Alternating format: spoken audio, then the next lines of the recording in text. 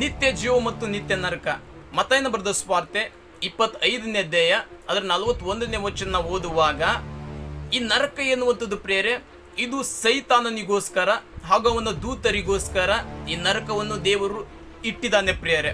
ಅಂದರೆ ಮನುಷ್ಯರಿಗೋಸ್ಕರ ನರಕ ಇಲ್ಲ ಪ್ರಿಯರೇ.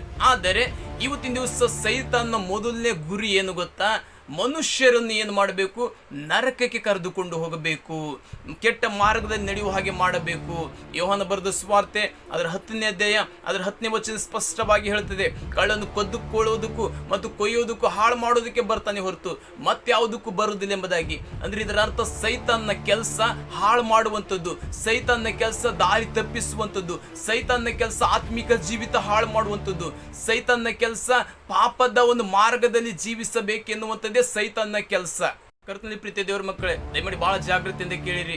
ನಿಮ್ಮ ಆತ್ಮಿಕ ಜೀವಿತದ ಬಗ್ಗೆ ದೇವರು ನಿಮ್ಮ ಬಗ್ಗೆ ಬಯಸುವಂಥದ್ದು ಏನು ಗೊತ್ತಾ ಪ್ರಿಯರೇ?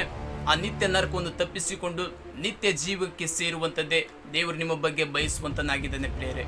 ದೇವರು ನಿಮ್ಮನ್ನು ಹೇರಳವಾಗಿ ಆಶೀರ್ವಾದ ಮಾಡಲಿ. ಆಮೆನ್. Praise the lord.